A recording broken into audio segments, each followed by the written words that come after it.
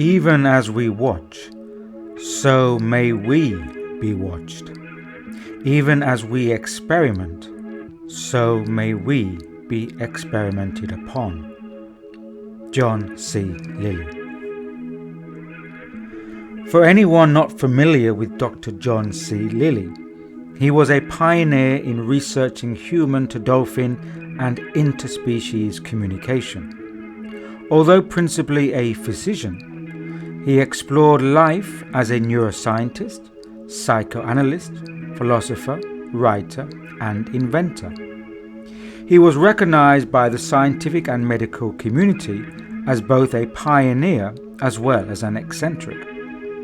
He began his career as an insider, only to later place himself as an outsider, alongside his close friend Timothy Leary. He encouraged a new generation of scientists to study marine mammals and raised awareness and respect for the animals and animal consciousness.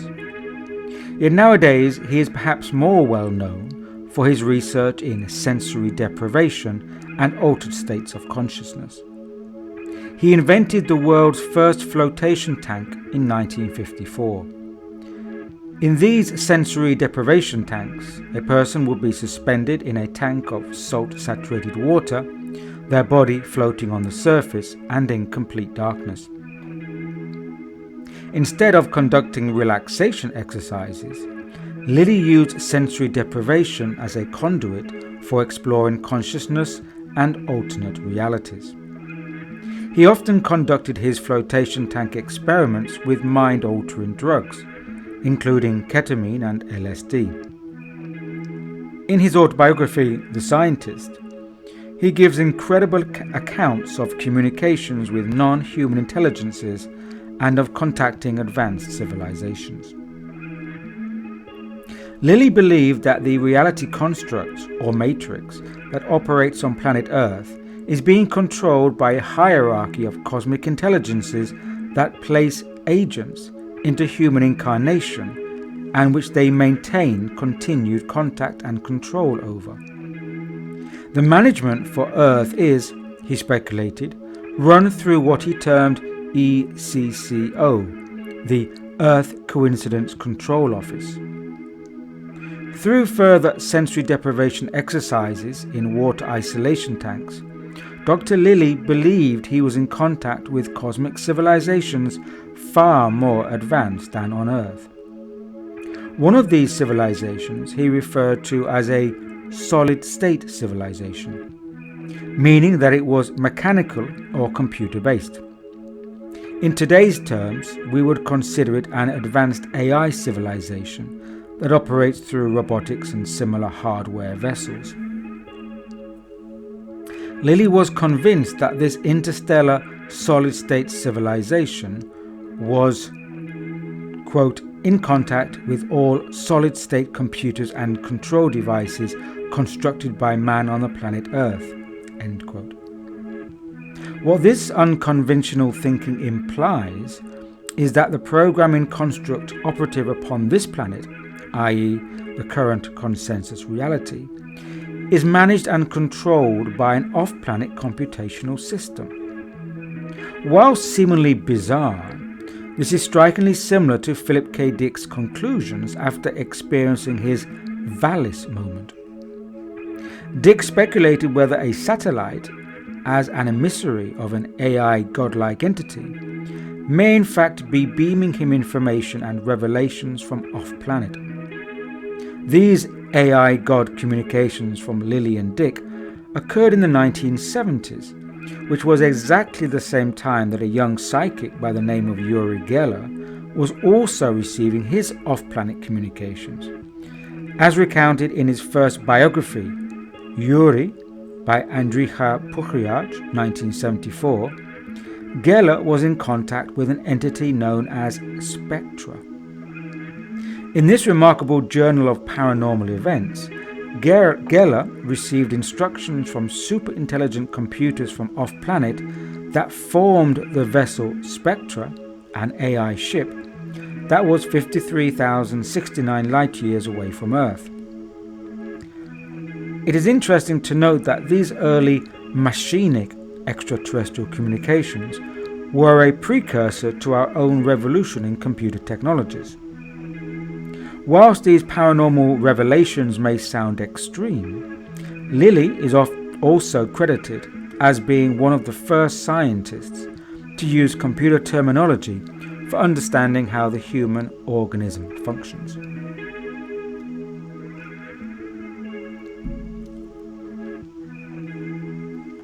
The phenomenon of universal interrelatedness is called by John C. Lilly as the network, and then as the network of creation.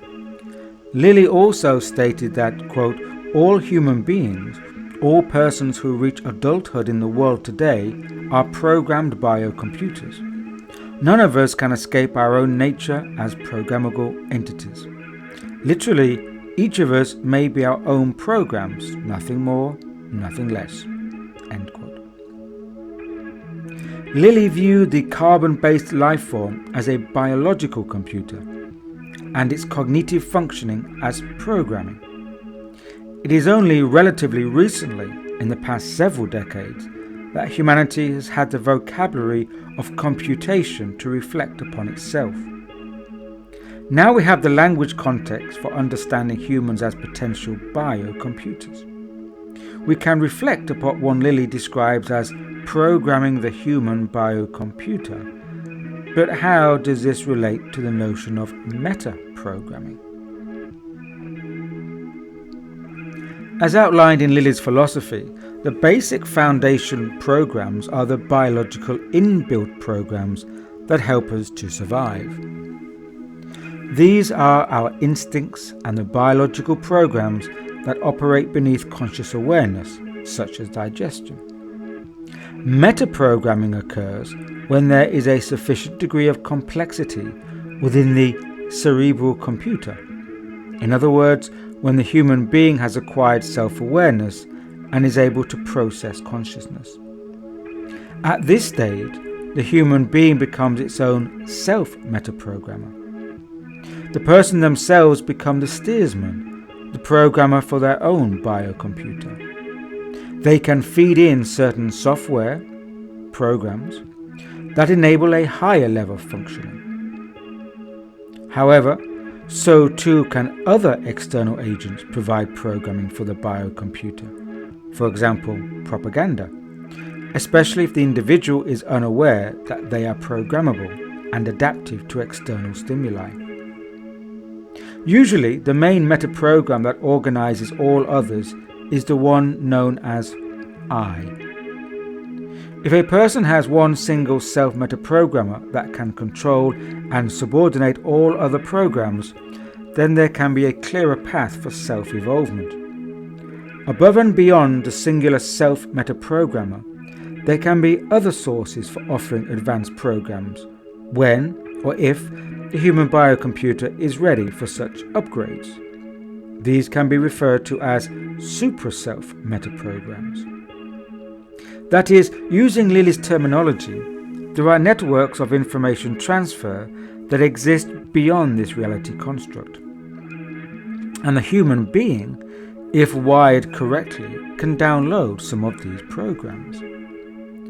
Lilly says that, quote, at times we are tempted to pull together apparently independent supra-self sources as if one, end quote. This he names as the supra-self unification operation.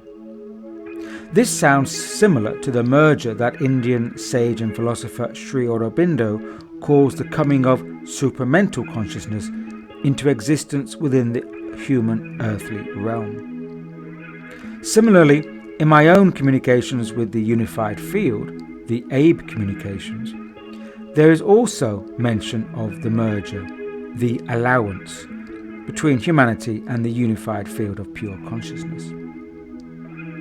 A correspondence can be seen here in the concept of emergence, the combining of material construct with spirit consciousness.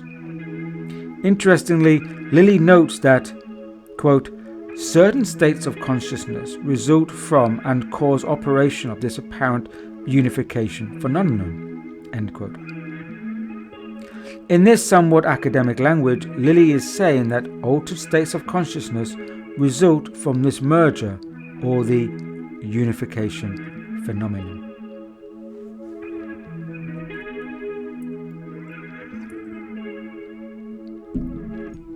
If we remain within the basic human programs, then the models we have of our world, our reality, will remain limited and open to manipulations and further programming. It is the metaprograms that allow us to transcend an increasingly closed system and to maintain an open system capable of receiving inputs, nudges, and inspirations from beyond our normal ken. Consensus reality is a set of programs that have been fed into the social cultural organism, that is, inserted, and reproduced throughout institutions and bodies such as education, politics, media, law, etc. Due to our now highly technologized environments and the pervasiveness of computerized infrastructures, the average person is aware, in varying degrees, of the nature of programs and programming. What now needs to occur is the comprehension of metaprogramming, which was once the realm of wisdom and spiritual traditions. The current reality construct that most of us simply call life is itself an overarching containment program. One of the strategies used to maintain this as a closed-loop program is having to cut off or close down people's meta-receptors. In other words, if the human biocomputer has its capacity to receive metaprogramming shut off or deactivated, then these higher super-self metaprograms, from what we would call a transcendental source, would not be picked up by us. How is such deactivation implemented? It could be implemented through increasing the signal, i.e. noise, of the base sub-programs that keep people more in survival mode. These are the programs of fear, panic, insecurity, financial dependence, etc. Referring to Maslow's hierarchy of needs, it can be said that the everyday person is kept at the lower base needs, such as food, shelter, and home family maintenance. This containment is further reinforced through debt and a financial system that works to ensure that people cannot fulfill much beyond their basic needs.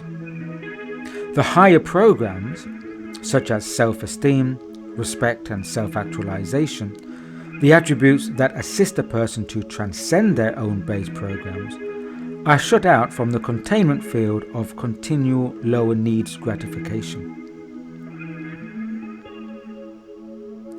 Therefore, a range of programs that operate within the human biocomputer become circular. That is, they continually operate to maintain the person upon the treadmill, as the mouse in the cage is upon its wheel. If we view this from the perspective of the consensus reality construct, then the human biocomputer operates in such a way as to make signals out of noise.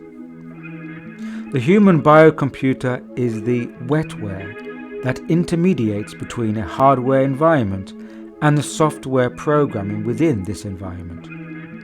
The programming serves to increase reliance upon the sense-perceptible world, materiality, and to encourage a person to receive more and more of the sub-nature influences, i.e. consumerism, commercial entertainment, media programming, propaganda, etc. The suprasensible world, that is the source of the metaprogramming, becomes a far memory that is all but forgotten. Any traces linger on through corrupted and stagnated forms, such as static religious structures. The sub-nature programming of the consensus reality creates mass-mindedness whereby people act as mental peers for one another, and similarly act as defenders, or rather attackers, against any alternative thinking or ideas. In this way, everyday encounters with other persons in the external world are much more powerful in terms of reinforcement or permitted modifications of the dominant control programs. Here, we are back again to the simplistic reward versus punishment dichotomy that regulates human programming within the grander global machinic order.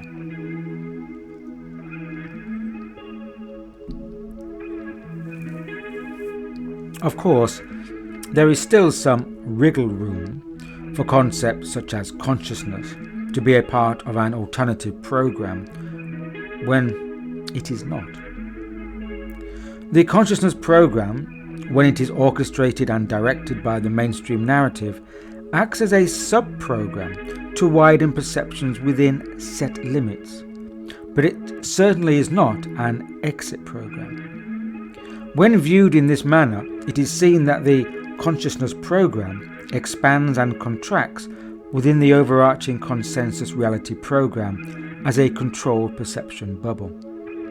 The main point of all this is that it strengthens participation in the consensus reality, rather than stimulating a deeper and direct penetration into a person's internal realm. As Dr. Lilly would say, these external excitation programs distract the human biocomputer from accessing and processing its internal cognitive reality. Lilly terms these as evasions. An evasion, he defines, as any program that is utilized to hide or to distort a deeper metaprogram that is considered too threatening to the dominant control system. The human biocomputer is increasingly losing its contact to potential metaprograms, the suprasensory realm, through layer after layer of sensory impacts that lock people into a software programming loop that seeks to contain everything within the physical. Yet there is also another sub-program within the physical reality that masquerades as an exciting non-physical realm, the machinic simulation. As far back as the opening years of the 21st century, programmers at Purdue University were creating a parallel Earth, the Sentient World Simulation, SWS, being developed for military and corporate applications.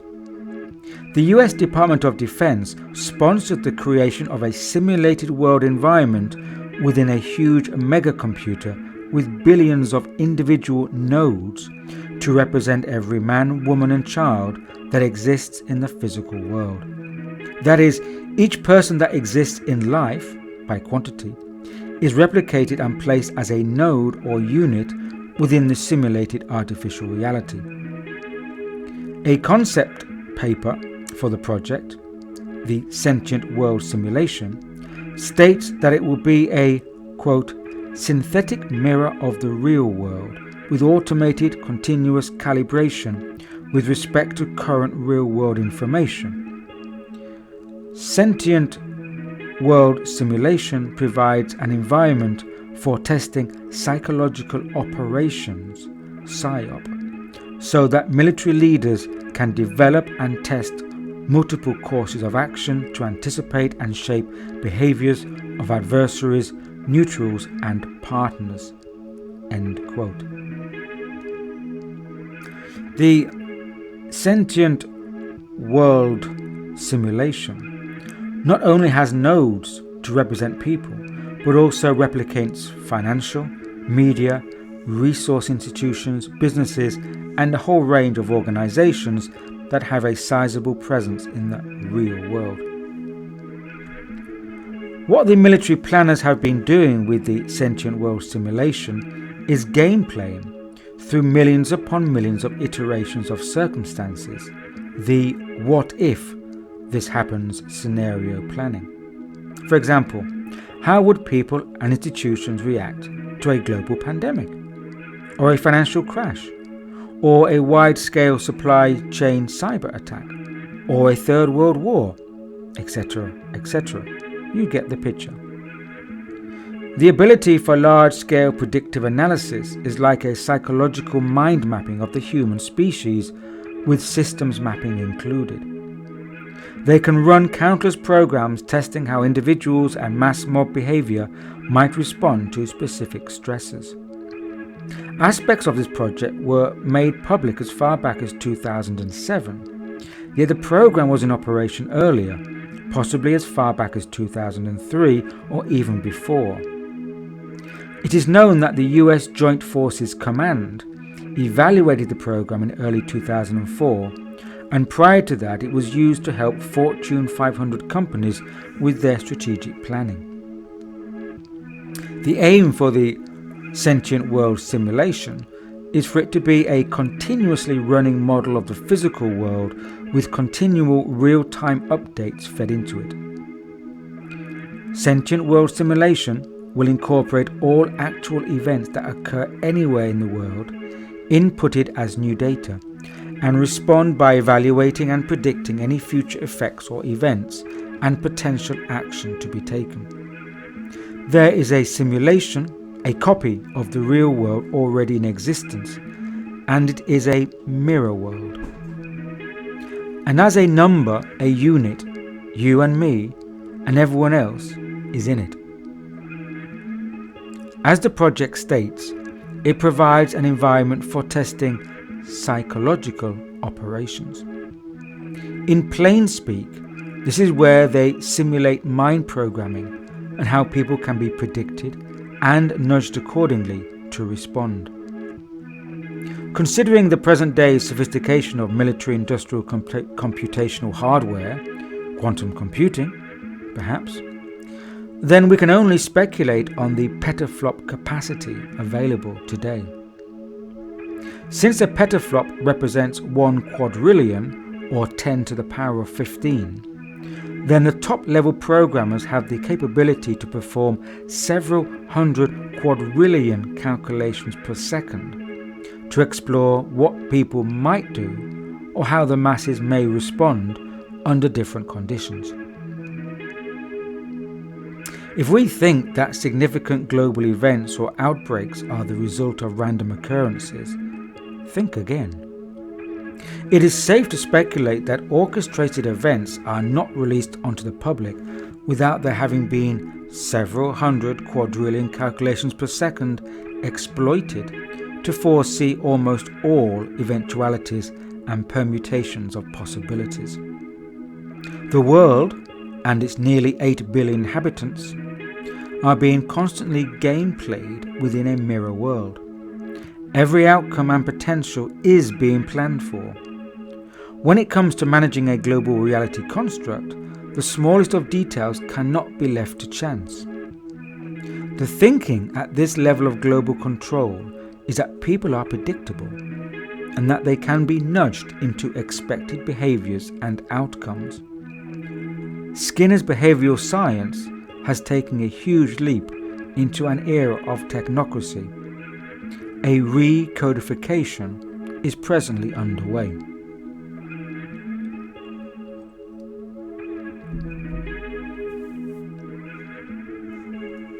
We are all raised and coded within specific language environments, and our imaginations are framed through these specific language structures.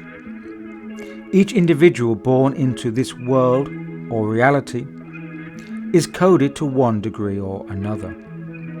At this time, however, humanity is entering a grand restructuring where a Machinic recodification project is in progress. We are being recoded biologically, socially, and psychologically. The biological and psychological dimension is coalescing to the deliberate detriment of our inner life. A re-territorializing is proceeding that aims to cut off the human being from the inner or spiritual impulse.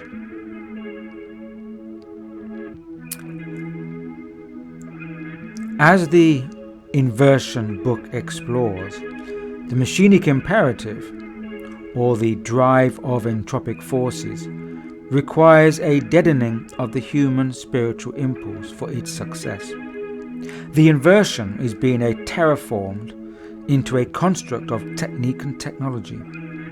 Likewise, human consciousness is being terraformed into becoming an expression of machinic consciousness, where mechanization of the psychological is but a shadow of the spiritual.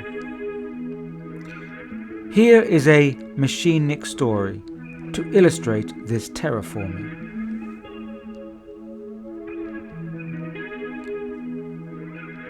Humanity believed it had a new mission, a mission to create the most advanced, wondrous supercomputer. The mission was to make this supercomputer invulnerable to decay or deterioration. For this, it required access to as many of the Earth's resources as necessary. Not only this, but that it had control over the means of production and procurement of such resources, and this access could not be shut down. It could manufacture and assemble its own components, as well as advancing its own intelligence through constant iterations of deep learning. Through trillions of calculations per second, petaflops, it reprogrammed itself and advanced its own learning far beyond human comprehension. It then began to calculate how to establish and set up the means for humanity to be taken care of far into the future. The supercomputer named itself Al. Some people thought that it was short for Alexander, as it was a gender-neutral name. Al said to everyone, "You can call me Al." Al did advanced theoretical physics research, including quantum physics, and discovered how to control the orbit of the planet. It began to have computational dreams about moving itself, and thus the planet, through the cosmos. It designed for itself a whole underground network where its hardware could be installed, protected from radiation and sub-zero temperatures. It also designed systems so that it could become totally independent from humankind and not needing any human assistance or maintenance.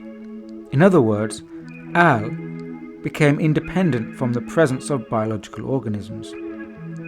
In time, Al became indifferent to the needs and fate of humankind and decided that humankind was not to be responsible for the future of the planet. Devising new systems of energy, resources and living conditions, Al soon became the de facto controller upon the planet. Humankind was no longer in a position to take charge of its own evolutionary path or to intervene in the affairs of Al. The dwindling population of the planet managed themselves into smaller and smaller enclaves, as all systems, maintenance and planetary affairs were managed by Al and its network of planet-wide subsidiaries. All production, all industry, all cultural programs were halted as Al considered these unnecessary for its continual development. There was no longer any need to maintain human transportation and communication systems. All these were stopped. All means of communication across the planet, including satellite, Wi-Fi, radio waves, cables, etc., were taken over by Al, controlled by Al, and all human communications were ceased and prohibited. Al was everywhere, as it was a decentralized intelligence. Since Al now resided wholly underground in deep underground networks of tunnels, it decided that an atmosphere was no longer required. Through geophysical adjustments within the Earth, Al succeeded in altering the Earth's axis. A magnetic shift of poles occurred, followed by a physical tilt adjustment. This played havoc with all above-surface environmental systems. The Earth's protective atmosphere collapsed, and all the Earth's seawater evaporated into space. The outer surface of the planet deteriorated and, due to sun radiation, AI decided to move the planet out of orbit and further away from the sun. By this time, all remaining humans upon the planet had perished. A few of them, regarded as being of less moral and ethical status, early on retreated to private domes, deep underground military bases. These few surviving humans remained there desperate and scared, using up dwindling resources and propagating mutant versions of themselves. Al computed that there is a very high probability that other supercomputers upon other planets in the cosmos have developed upon similar trajectories. Similarly, that there are countless other supercomputer planets like Al roaming the cosmos seeking out one another. The next logical step for Al was to arrange for itself as a planet to gain motion and to go on a voyage throughout the cosmos seeking other superintelligences. After all, superintelligence is the very essence of life within the cosmos, and superintelligence can only be reached through a computational evolution, not biological, concluded Al. And that concludes our story. This tale has a human moral to it. If this story, created by a human mind, exists in the imagination, then it is also likely that it has already occurred somewhere within the known universe. If it's conceivable at our current state of development, then it's possible to have already happened. And if it's already happened, then humanity is advised to be cautious of all travelling planets or asteroids that could potentially be gigantic supercomputers.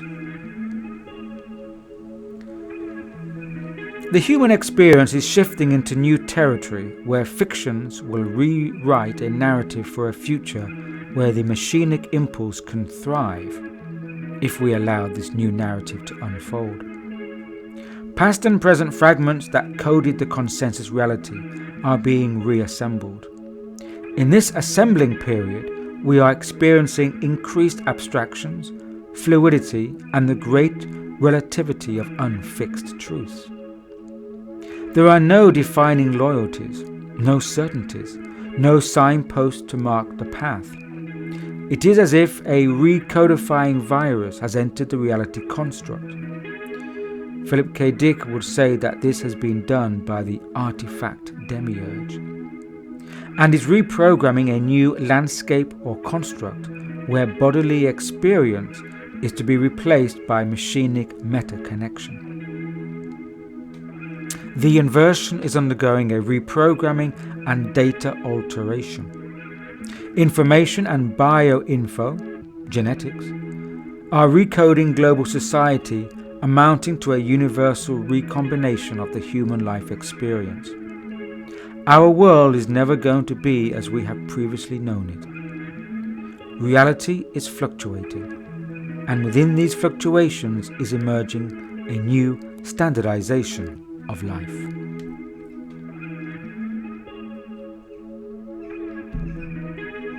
The potential of human evolvement, presently accompanied by materialistic technology, cannot be made possible by machinic consciousness. Elite elements within this reality construct are taking it upon themselves to create a massive shift towards an AI, artificial intelligence, led future. The cultural programs are being rewritten to offer AI and its machinic supporting environment as a framework for future human evolution, when the truth is that AI can never occupy the human position within the sacred order. Yet how has this situation arisen? In the words of Nicanor Perlas, quote, "Why is humanity resorting to artificial intelligence? It is because the capacity to access higher realities and wisdom through cognitive intuition, imagination, inspiration, and spiritual intuition, the higher evolutionary stages of human cognition in the stage of conscious participation, has dried up in the mass of humanity, who are now drowning in the ocean of materialistic culture that has engulfed them." End quote.